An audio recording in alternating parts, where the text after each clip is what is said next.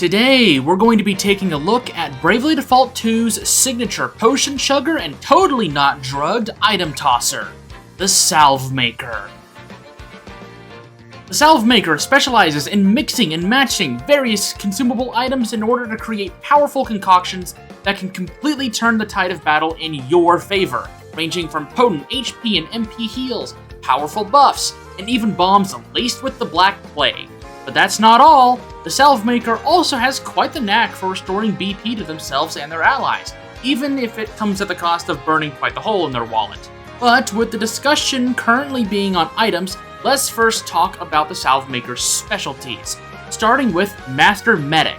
This specialty will instantly activate at the end of a battle, procuring one healing herb and one magic herb for however many Salve Makers there are in your party at once, starting at 1, ending off on 4.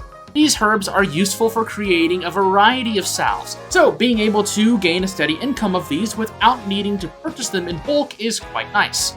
Master Medic also provides a secondary effect of consumable items potentially not being spent when used in battle.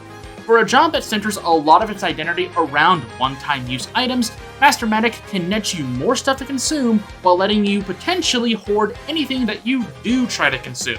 Their second specialty is Unencumbered.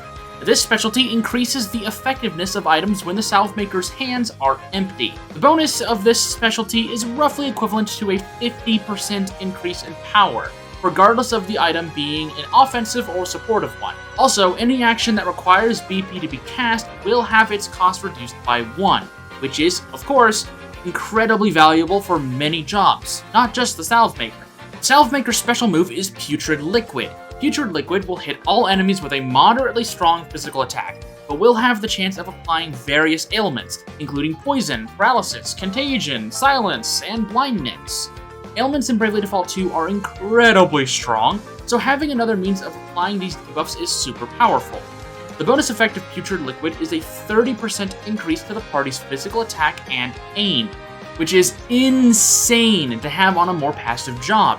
Send this move out to apply ailments and set up the damage buffs, then go absolutely wild. Now we move on to the Salve Maker's combat abilities, starting with Compounding and Advanced Compounding. Both of these abilities follow very similar rules, so I'm bunching them up together. However, there is a lot to go over, so buckle up. When compounding, you are put into an item menu where you need to choose 2 items, or up to 2 items. You first pick a base item, something like a potion, ether, or throwable item. After you've picked your base item, you then pick from your special ingredients, like your herbs mentioned earlier. Your base items act as a foundation for what type of salve you intend to create, with your special ingredient acting as a means of augmenting the base item in some way. Because of how many base items and special ingredients there are in Bravely Default 2, you can tell that there are a wide range of options to choose from, with most of them being very powerful in one way or another. You can see the result of a specific combination of items before you combine them, so be sure to check that. If you're wondering what a squib is essentially a failed concoction. Avoid making squibs at all costs. You can compound a variety of items, ranging from salves that heal both HP and MP at the same time, bombs imbued with certain ailments like poison, paralysis, blindness, or special heals that can cure any ailment that you can possibly think of. Now, the main difference between compounding and advanced compounding is the amount of items you combine, with compounding being 1 base item and 1 special ingredient, while advanced compounding combines 1 base item and 2 special ingredients, allowing for more powerful options. Open up the compound menu and check for what you want to make, and be sure to read up on the descriptions for various base items and ingredients in your inventory if you're confused about what does what. Now, with that all out of the way, we now move on to Survey. Survey is effectively a party-wide examine, being able to look at every enemy's HP, affinities, and family type all at once. Use this when dealing with multiple new enemies or bosses, as it can save you precious time and BP not having to look at each enemy individually. Next is Widen Area. This ability lets the Salve Maker spread the effect of a consumable item onto multiple targets. The effectiveness of said consumable item will not be reduced when used, so the potency of a regular potion will be the same regardless of it being used on a single target or not. Use this to provide panic heals or MP recovery, revive all teammates at once with Phoenix Downs, top everyone off with a Wind and Elixir, or cure an ailment that has affected more than one ally, like poison, or blindness, or sleep. I think you get the idea. Next up, we have Filtra and Heartbreak. Filtra will have the user attempt to charm a specified target. As every other element applying action in the game, you might need to fish for this trigger a few times if your luck is pretty bad, or result to results guaranteed, because that will guarantee that the element is triggered every time.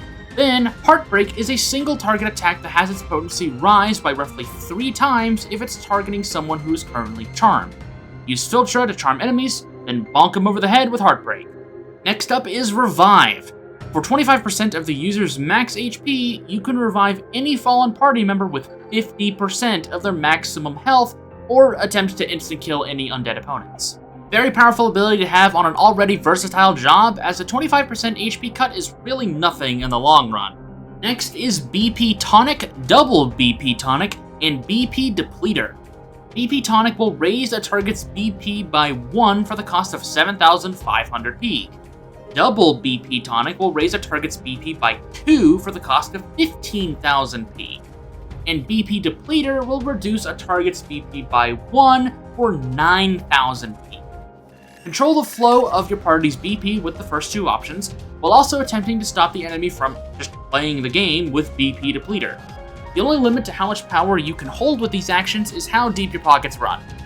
Next up is Analysis. Analysis will have the user perform a quick attack that will then reveal their target's weaknesses. Afterwards, the user will obtain a buff that essentially allows their following attacks to act as if they were dealing weakness damage to that revealed target.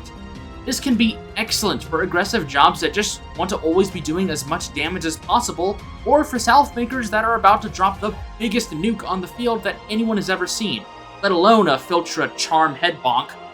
And last up for combat abilities is Multi-Mix Elixir. The user of this action will pick a consumable item.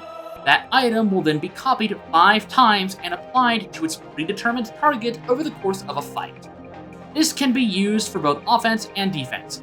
Making a copy of an X potion, or a Turbo Ether for example, can have the salve maker passively help keep a specified party member afloat while using their actual turns for something more productive. Conversely, copying powerful throwing items will let the salve maker do passive damage while using their turns to keep the team alive and picking with their compounds and BP tonics. Like the rest of the salve maker's kit, Multi-Mix Elixir promotes a playstyle centered around micromanaging everything in a fight and keeping on top of literally anything you can think of, especially because you can stack a variety of different multi-mix elixirs. You can have an X potion healing you passively while dealing damage to enemies passively as well. Now we can finally move on to the salve maker's passive abilities, starting with Status Conscious. This passive ability raises the chances of a status ailment being successfully inflicted on its target. For a job that can reliably and easily apply most ailments in the game, this passive can really make a big difference, especially if you aren't keen on running the luck-boosting abilities of a Freelancer or the results guaranteed specialty from Fanta. Next is Thrust and Parry. This passive will reduce incoming damage to the user based on how many weapons they have equipped, with one weapon being equal to a 15% damage reduction. Thrust and Parry's damage reduction also does stack pretty well with other passives similar to it, like the White Mage's Angelic Ward or the Bard's defense buffs, beefing up your party's survival chances even higher. But that's not all. When Thrust and Parry is paired with either the Dual passive from the Phantom or the High Wind specialty from the Dragoon, there will be an extra 20% damage mitigated on top of the other buffs already added, making Thrust and Parry the prime means of providing some survivability to your damage dealers, as the things that give them more damage, their weapons, will also be giving them even more defense. And last up for passives is Healing Item Amp. Healing Item Amp increases the effectiveness of all consumable healing items by 50%. The benefits of this ability speak for itself, as more healing is always beneficial. The Salve Maker has many options available to it in combat, and can really hold its own without much help from outside sources. Hell, there is no way I can cover everything this job can do in this simple overview. I'm trying to just get through the basics here. But as always, there is always room for improvement. So let's take a look at some of the things we can do to help prop up this titan of a job even more. The Freelancer is, in my opinion, one of the best picks for this job. Body Slam does decent damage even if you have nothing equipped in your hands, plus its BP cost will be rendered null. The Freelancer's collectability can help regain some lost base items and ingredients in the middle of a fight, and any late bloomer buffs you have go towards keeping the Salve Maker alive and healthy, letting them keep acting as the team's anchor for longer. Bard is another strong support option, being able to stack beneficial buffs for the entire team. A decent use of the Salve Maker's action economy if your salves aren't in immediate need. The Salve Maker Shieldmaster combo is a personal favorite of mine, thanks to how bulky the Salve Maker can make themselves. Setting up this combo with various BP restoring passives like Revenge can let them take the hits for the party despite their low HP stat, and then retort by using their newfound BP with Revenge to instantly top everyone off and throw out any extra concoctions they have in their back pocket. This build works regardless of what job you have as the main or sub job, but I felt it was worth a mention here anyways. And the Phantom is pretty self-explanatory. If you're aiming to land ailments on your enemies without fear of wasting turns, then running the Phantom for results guaranteed has got you covered. The Salve Maker is a powerhouse job that cements itself as the anchor of any team, providing heals, damage, ailments cleansing, BP tonics, and buffs. This job can essentially be your only support job, and you wouldn't even need to worry about anything else. It can take hits reliably despite its low HP, has an incredibly flexible kit, it isn't too BP hungry, and plays into one of the most oppressive gameplay styles in Bravely Default 2, that being taking advantage of ailments.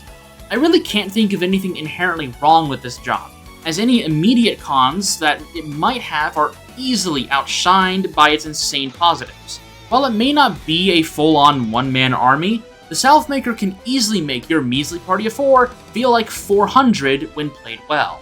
And lastly, we've come to the fashion tier list. Each Salve Maker here seems to have a strong blend between a standard archaeologist look and what seems to be a more industrial-era inspired chess piece, which is where I assume all the compounding happens. I do want to say that I like that the boys and girls do have different hats. I am a hat guy after all. With the ladies wearing what I'm assuming to be a pith helmet, and the lads are sporting something that looks a little closer to a cowboy hat or a bowler hat. A pretty decent design, even if it doesn't really scream Salve Maker to me, although it is an interesting take on a more industrial-era themed chemist. It's C tier all around, but I still respect the vision. I can understand where they were going with.